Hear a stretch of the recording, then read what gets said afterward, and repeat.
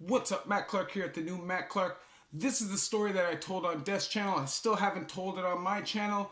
It was about a murder that happened on my range in 2010. Stay tuned for the story and a great video. The new Matt Clark.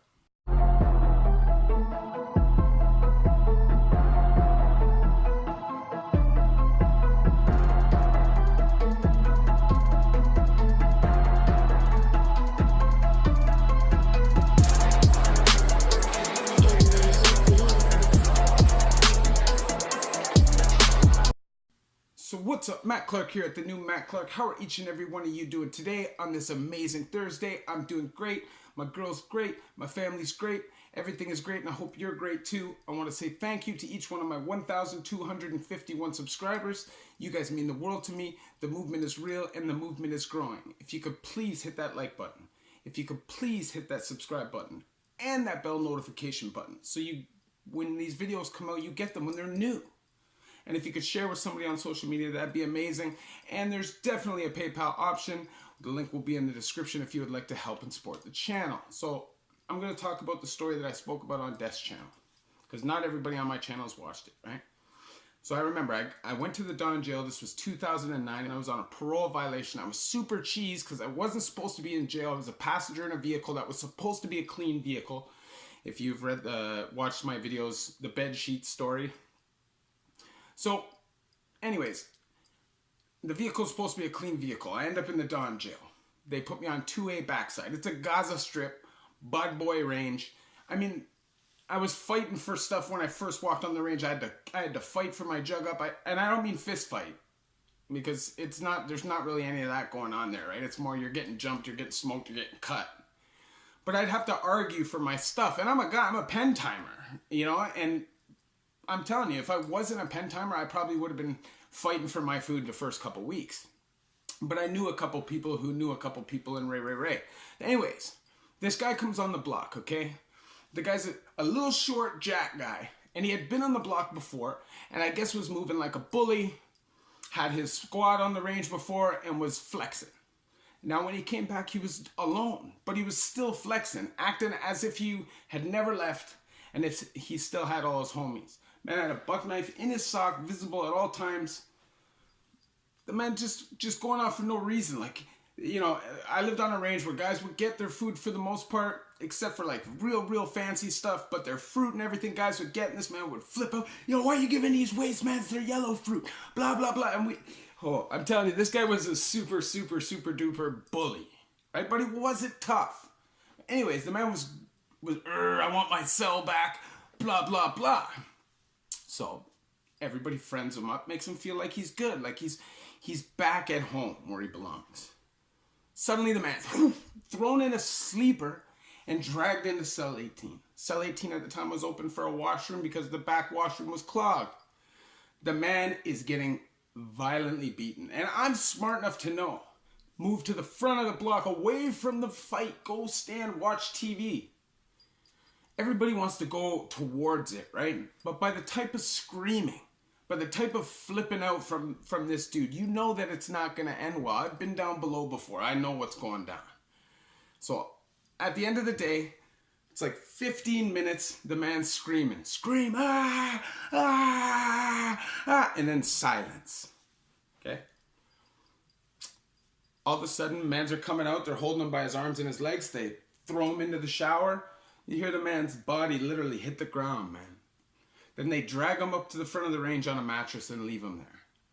Now, do I feel bad for the man? I don't, right? Because he brought that kind of energy to himself. But getting double stomped to death, man. Getting double stomped to death. I was in cell 3, and cell 3 was literally right where the body was stashed, like out in the range, but right in front of cell 3. So I literally had to sit there for an hour and watch them jam tubes down his throat, do all the CPR. They had to do it on spot because he was dead. He had minor pulse. He's laying there like this. Eyes open. I'd never seen anything like that. Like, I'd seen people get stabbed but survive. I'd seen people get stomped out cold, stabbed up but survive. But this guy, man, this was something different. You could see it in the eyes. And at the time, I was in prison mode, right? So I was able to bury it, right? And not really think about it. But you got to go through this huge murder investigation. Our range got split in half. Half of us got shipped to each detention center. They weren't able to make arrests right away. So they tried their best to divide and conquer and convince all of us that we were going to be murdered. This is what I had to go through because I was in prison on somebody else's charges. So think about how angry I was. I was so mad. And I sat in for 7 months before I got bail on that. I had to deal with that bull crap. We were literally kept separate for like a month and a half, 2 months, because they hadn't laid charges and they were scared that other people in the prison were going to get hurt. It was ridiculous. And all it did was exacerbate my anger towards not only my co-accused at the time, but just the whole world. At that time, I felt like my world was just sinking. You don't really think at the time what kind of effect something like that has on you. But it really, really, really, really does impact you deeply. And you don't have to like the person to feel for somebody, right? You don't have to. But every single time I saw an extreme case of violence finally ending in murder, I felt something inside of me change. You see these things and you don't stay the same. Your mind changes and you become cold to these kind of things. Prison is never good, okay? Prison is never where you want to be. And I would never, ever, ever, ever promote anybody to do anything that would put them there. But I try to share these stories so that you can all understand how truly dangerous it is. This was in a provincial bucket. This was not in a federal prison. This was in the Don jail, which is now in the South. And in that stretch of 3 months, there was 3 murders in the Don at that time. And I don't know how many that year. At the time, there was no cameras and the guards weren't even on monitor on the back ranges. So the only time they'd come to the back ranges was once an hour when they did their walk. That's a dangerous, dangerous place. But they obviously shut it down because people were just dropping like flies. I would literally say, if anybody who's watching this video, literally take heed to this. It changes you. It makes you colder. And a lot of people go violent as well. See, I was never a violent, spirited person. I would use violence to protect myself if necessary, but I never instigated violence. And these are the risks of going into a prison and acting like a tough guy. Whether you have squad, you're tough, you're jacked or not, doesn't matter.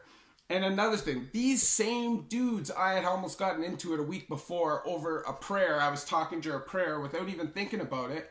And I had almost gotten into it with a few guys. These were the same dudes. So think about that. That ran through my mind too. So let that run through your mind. I hope anybody watching this video takes heed to this message. Prison is a dangerous place. It's not a fun place. And you're not tough or cool if you're there. If you happen to be there and you're tough and cool, that's cool. But being there doesn't make you tough and cool or smart.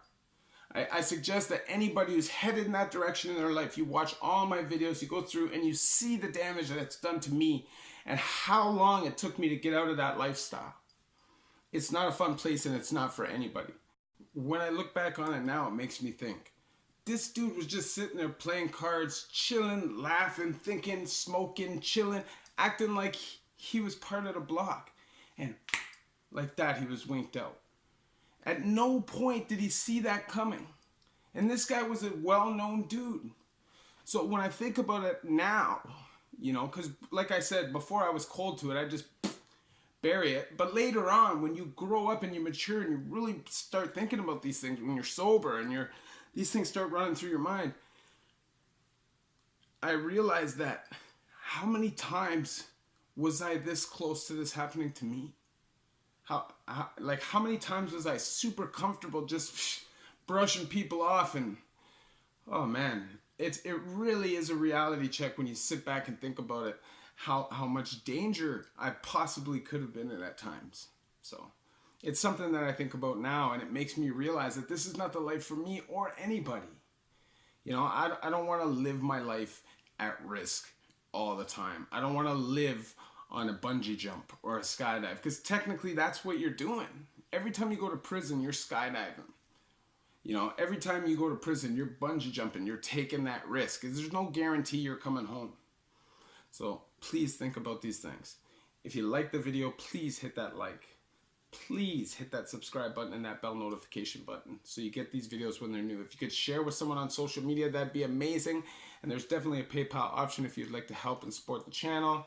There are definitely some costs and some things that I need. And if you could help me, that would be amazing. And if not, that's amazing too. Please have an amazing Thursday at the new Matt Clark.